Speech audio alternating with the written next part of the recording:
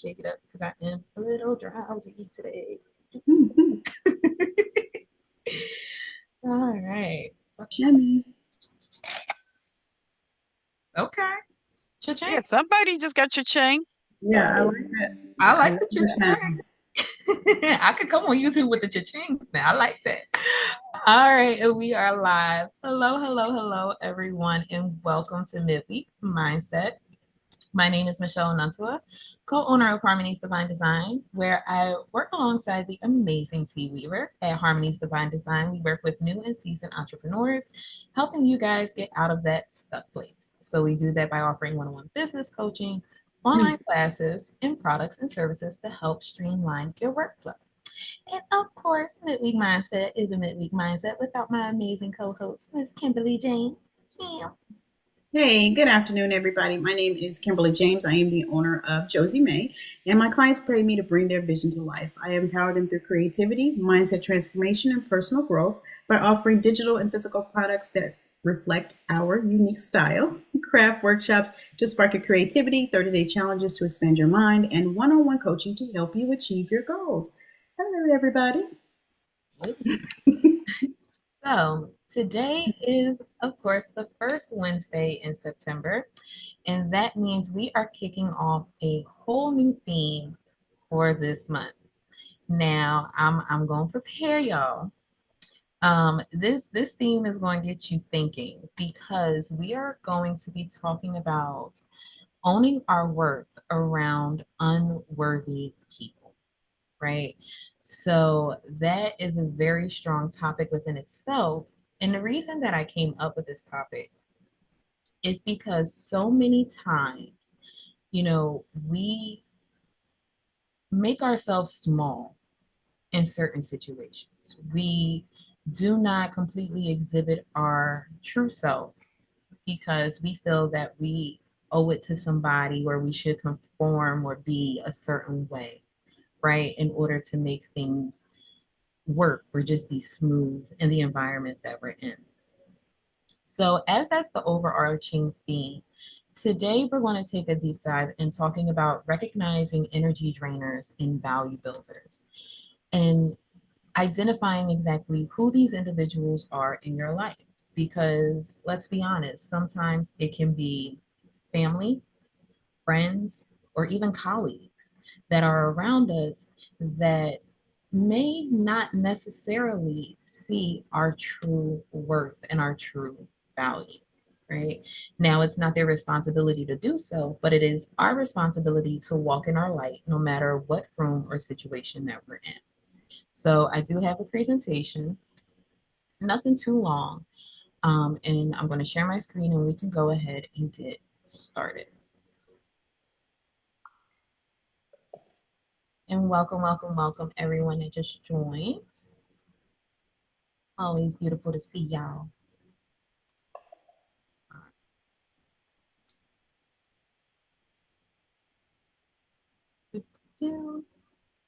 So again, we are talking about owning your worth around unworthy people, identifying our self-worth. So as I stated today, we're going to be talking about who's feeding you and who's draining your energy. Because I know me personally, I am very sensitive when it comes to energy.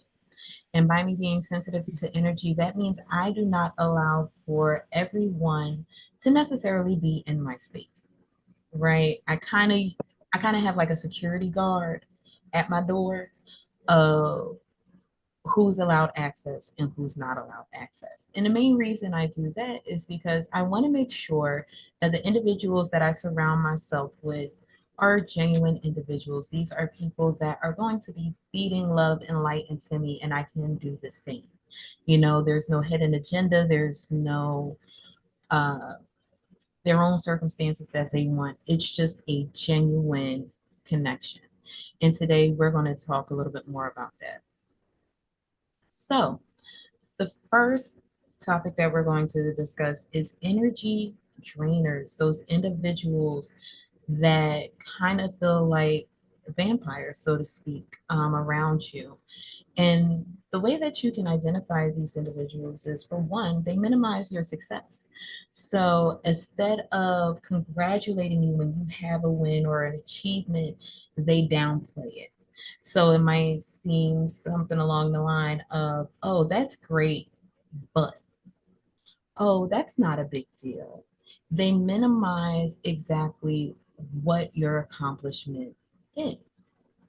Another way to identify it is by the guilt trip.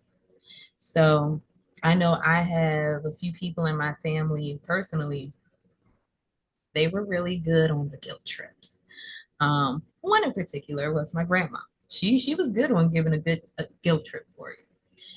But when you set certain boundaries and prioritize yourself, they find ways to be manipulative or passive aggressive to you, right? They downplay exactly why do you want to take care of yourself? Well, if you do that, this will happen. And they really start placing you into this box, so to speak. And lastly, they leave you feeling exhausted. So I have a quick question for those that are here with me today. Have you ever been around a person and after you have had either a conversation or a lunch or just being in their presence, you have felt completely and utterly exhausted?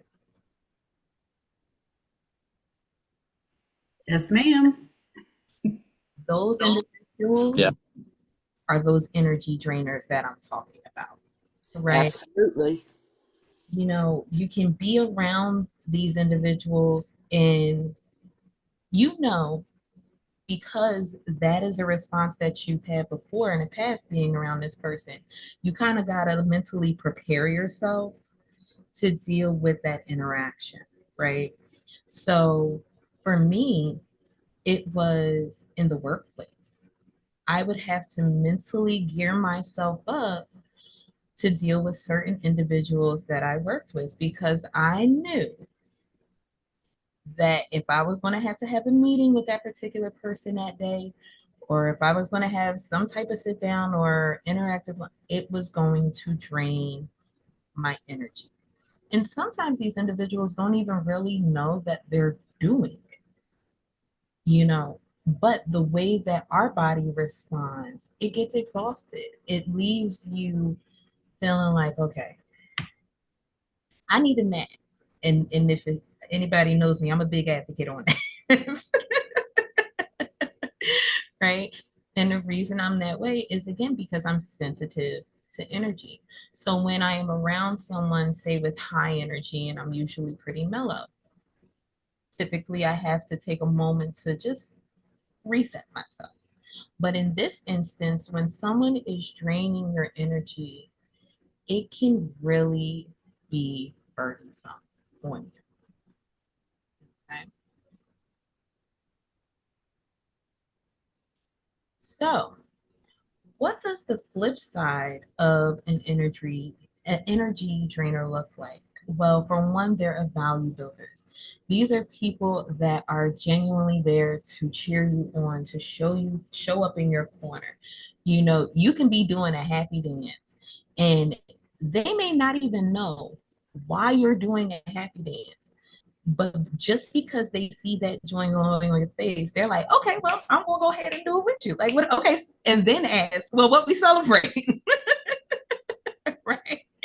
You know, Another is they inspire you to grow and expand your mindset. These are individuals that they challenge you, but they challenge you in a positive way.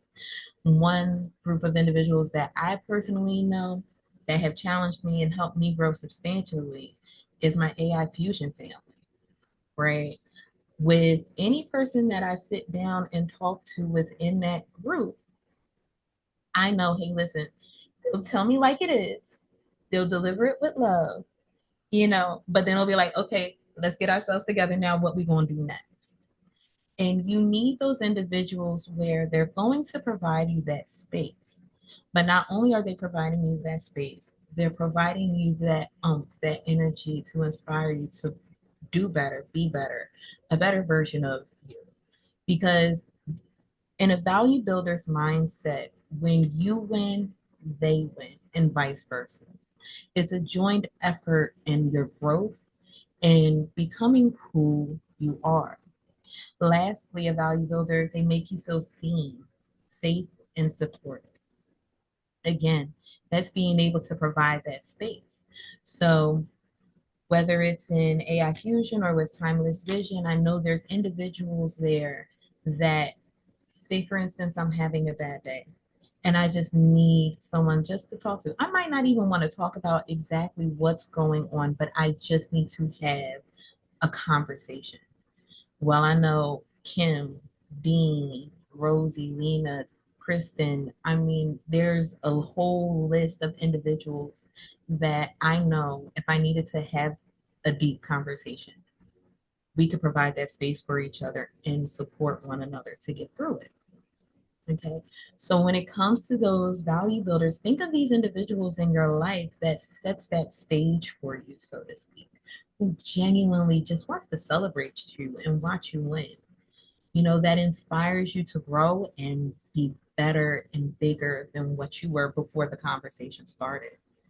And also, as it says here again, to make you feel seen and safe. So that way, when you have these moments, you don't feel like you have to shrink. You don't feel like you have to put on a performance. You can show up genuinely as yourself.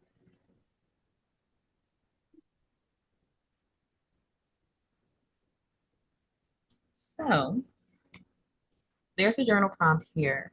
Who in my life makes me feel smaller and who helps me feel expansive?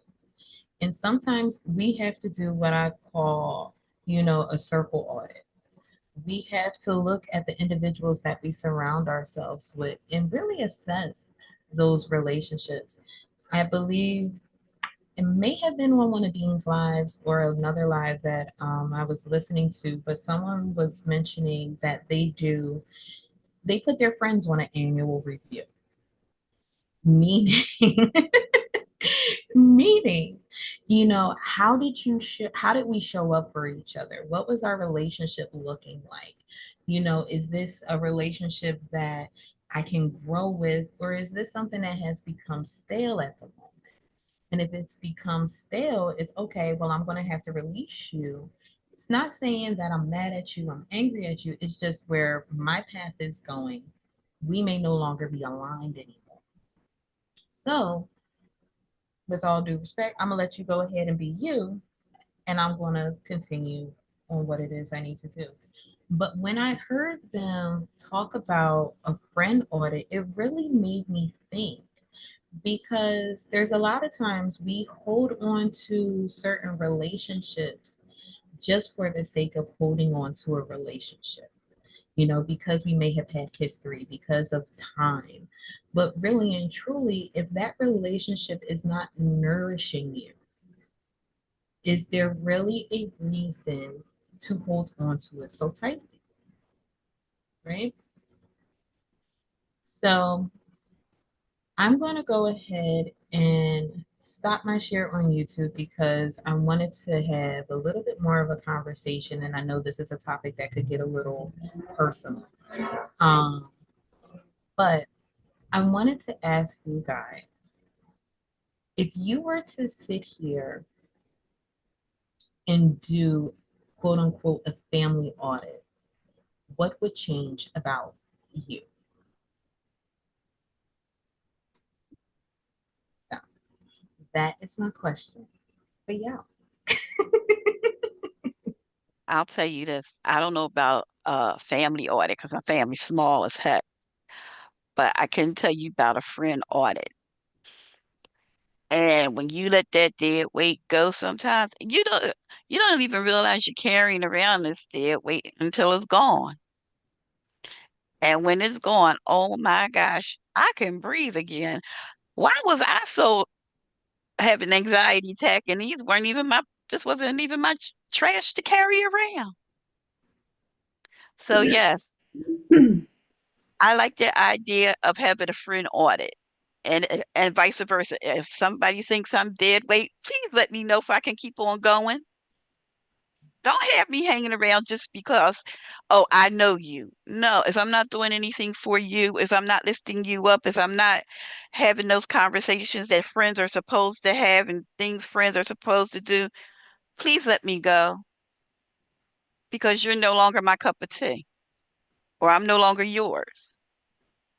But just having me there, as I said a couple of weeks ago, being an elf on a shelf, take me off when you need me and put me back when you don't. No, life is not like that.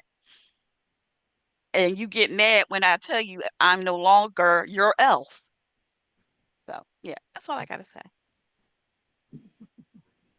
I didn't realize that I was auditing friends, but I'm really quick to let go of anyone that is draining me. And I'm real quick to take a pause and kind of step back. And, the first thing I do is pause and say, okay, am I overreacting? Because I can be a little emotional. But after I'm realizing if I'm not the problem and that person is actually the problem, I have no problems with cutting people off. That's why my circle is real small. It's small. It's small. Because at the end of the day, if someone is draining you, it's not good for you. If someone is making you feel not good about yourself, not good about the work that you're doing, just not good in general, then why keep them around? I mean, there are certain people in your family you don't have a choice, but you can also limit their access. You don't have to answer the phone every time they call. As a couple people, I don't answer every call because if they're going to drain me and I don't have time for it, then I'm just not going to take a call. Like that. You know, I tell people my cutoff game is real strong. You know, I am the type of person where if I feel that you continuously are just taking. The bad part is with me, I'll let you still see me. I will still physically be there, but I have emotionally, mentally disconnected from you know. So even though you may see my physical being, I might still say hello or goodbye or what have you. I literally I flipped your switch off on my box where I'm good. And I used to get a lot of, oh, well, you changed. Mhm. I changed the amount of access in which you are granted to me. Absolutely. Absolutely. Oh, you don't hang around no more. Absolutely not, because I don't want to be in that particular environment, particular situation. So I've never been one to really like arguing. I don't like arguing. I don't like having to get now nasty. Now, if I have to, I will. But that's not my ultimate first choice in regards to this connection. I'm the type of person, I'm like that Homer Simpson meme. I kind of just like graze back into the bushes and you won't see me anymore. Pauline. I Yeah, I had to step away from certain members of my family, and this is years ago, and I felt like Hercules carrying the world on his shoulders. And I mean, I'm the eldest child, so it's like there's that elder child syndrome as well. I've got a strong empath spirit, and it was very hard. But when I did break away from them, all hell broke loose, toys thrown out the pram because they were upset. Pauline's not there. Flora's 24/7. She's not doing what she used to do. Pauline's having a breakdown, all these excuses. But I felt better for it. And there was somebody who saw me like a couple months later and said to me, "What's happened?" And I says, "What do you mean?" And says, "You've got an aura, a bright aura around you." And I've told him what had happened. He goes, I've been waiting for you to do that a long time ago, and there was somebody I saw the other day, who I grew up with. We call it up north. I'm in London, which is south. Where I grew up was up north. So there's somebody I saw 2 weeks ago. I haven't seen her for a long, long time. And she said, there's a light shining around you. Oh, this is so emotional. Don't let no one dim your light. And she said how I looked so much better than I used to because she could see that I was carrying so much. She even told me things about me from back in the day. But yeah, but it has been the best thing. And and sometimes I see how God will allow certain things to happen for me to get hurt, for me to step away. And that is God's way of protecting me. Sometimes you can't protect yourself. And I know there's a reason why certain things have happened, but I see how God protects me more than ever. That alone brings me joy. Absolutely. That's wonderful. That's wonderful. And you know what, Pauline, that is so true. When we release some of those relationships, we do feel lighter, you know. I know for me, um,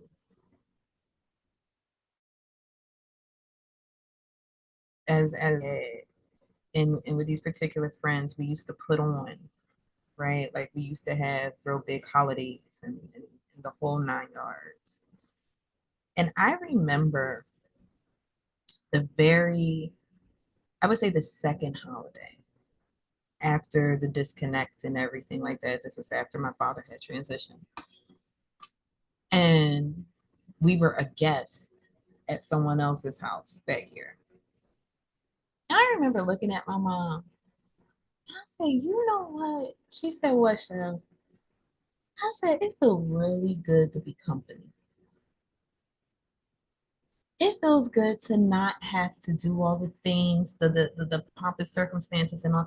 It really felt good to literally be around our value builders. The ones that told us, you know what, you don't have to do all that rigmarole this year. We got you. Come to our house. You come to us. Because I mean, and don't get me wrong, I enjoyed it when I did it, right? But towards the end, it started feeling more of a duty and a chore versus that genuine joy. And I remember the last holiday before my father had passed, and I was just looking around the house, and I was completely disgusted because I didn't want nobody there. The and the reason I didn't want anyone there, literally 2 days before we had received his diagnosis of cancer, and then Christmas Day, we're holding up obligations to other people that didn't really give a damn. And I remember feeling completely disgusted. And I was like, you know what? I'm not doing this no more. Little did I know that God already had that in the plan for us to not do it any longer. But I remember being angry and hurt to show up for someone else's pompous circumstances. Even though my father agreed to it and was like, yeah, we already had a plan. Like, because my dad had a big heart, mouth like a pit bull, but he had a big old heart. But for me, the inner child was like, well, I only want my dad. I only want my family. I only want my people. I don't want the extensions. I just wanted my nucleus. And The relationship went ahead and it did what it did after my daddy died, because you know some people get stupid after people die. I don't know what that's about. But in a way, I'm glad you did, because you genuinely showed who and what you were. And it allowed me to say, hey, listen, good. I only had to like you because of pomp and circumstances, meaning I dealt with you because of my parents and the respect I have for you for my parents. My daddy did, and my mama is mourning. I ain't got no space for you. I don't. So when I made that disconnect, it was a little crass. It was, I will say that. Maybe not the most pleasant words were used, but I meant what I said at that time. Because as much as we as people show up for others, and in the time that we needed to receive it, we didn't. I was not a very friendly person. So it made me really reevaluate a lot of things, and not just that relationship, but other relationships that were around me at that time. And once I went through that dark that darkness, really and truly, because I'm dealing with grief, so I'm dealing with depression and postpartum, and it was all the things, right? I can name all the emotions off. But and I came out on the other side and I saw the genuine relationships that were still there. It made me have a deeper appreciation for those individuals in my life. And some relationships that I have learned and grown and nurtured since then. Because my prayer has been since that point is, God, please just place genuine people in my life. I don't need the pomp and circumstance. I don't need all of the things. Like, no, I need people that are genuinely there for me and I can genuinely show up for them. That when I have a conversation or we have to have a conversation, you know, they can see me in a light that I don't have to put on. You know, I can come to you as I can come to you with the tears and the snot boogers and everything and not be okay. And you look at me like, wait a minute, hold on, come here, come. What are we doing here? Let's talk. Rather than me feeling I have to beg for your time, I have to beg for your attention. I don't need that. I don't hold space for that. You know, so for me, I not only identify my worth, and in doing so, I had to identify those boundaries of what I will accept, what I won't accept, what, you know, can help me grow, and what that will look like.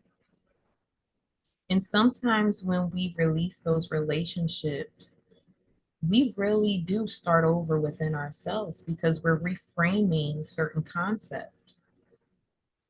Sometimes sadly it takes for us to get hurt to do it.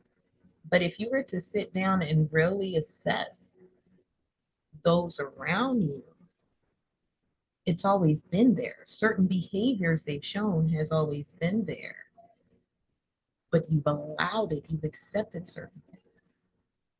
So when you do that friend audit or that family audit, and you're like, wait a minute, no, no, no, no, no, no.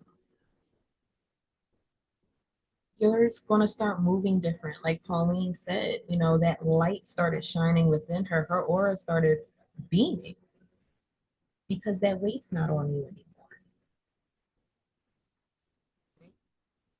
anymore. Anybody else have anything to share before I finish up the slide? Not good. I was just going to I piggyback. just don't know.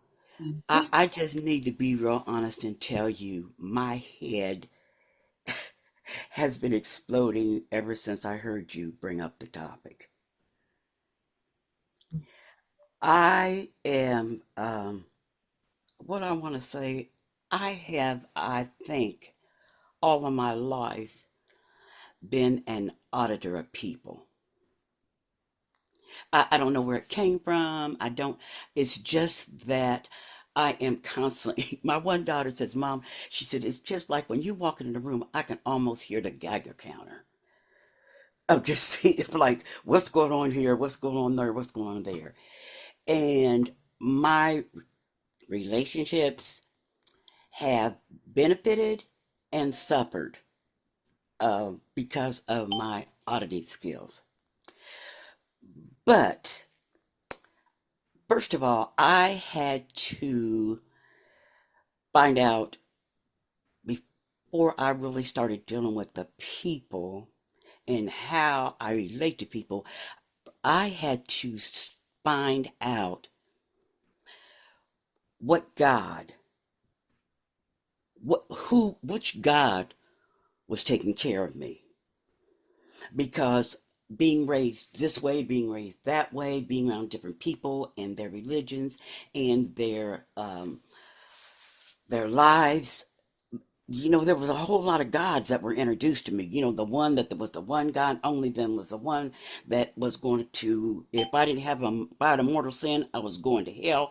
If it was just a venial sin, that I was going to hell, but I wasn't going to stay there as long. I mean, a bunch of, what today I know is shit.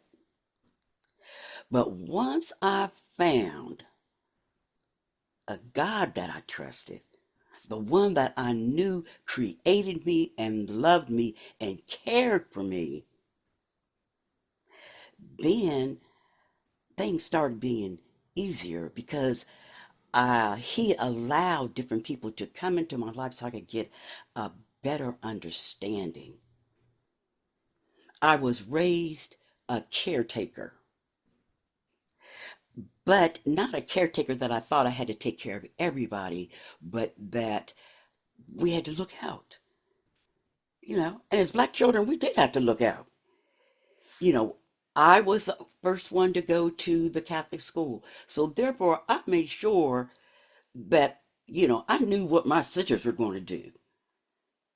When I came home from school, they learned everything I learned, which was a problem with some people. Claire just wants to, share, do, talk everywhere. That's who I was. I even tell God sometimes, He'll bring some thoughts to my mind. I said, now who is that conversation for? I just, I'm even in a situation right now, a person who has been in my life for years. And when the phone rings, I'm not answering it. First of all, I haven't decided yet what I'm even going to say to her. And I don't even care how that sounds. But I don't. All I know is that I have taken care of her in certain ways. I did, willingly, because I thought that's what I was supposed to do. But God continually reminds me I am the caretaker. I'm the one that does the work. You are the one that does, you are in the receiving end. You are to receive my grace, receive my love, receive everything, my forgiveness, everything. That's your job.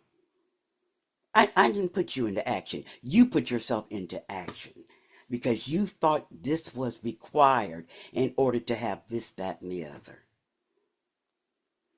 So, like I said, this is a heart pounding conversation here today, and I, I'm going to tell it straight out for whoever's in this room right now.